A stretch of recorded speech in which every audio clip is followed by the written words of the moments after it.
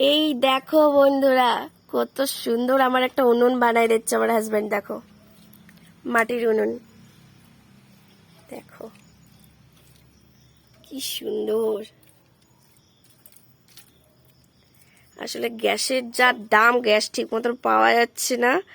এর জন্য আমার হাজবেন্ড কি করেছে, এই যে মাটির উনুন আমার জন্য বানাই দিচ্ছে।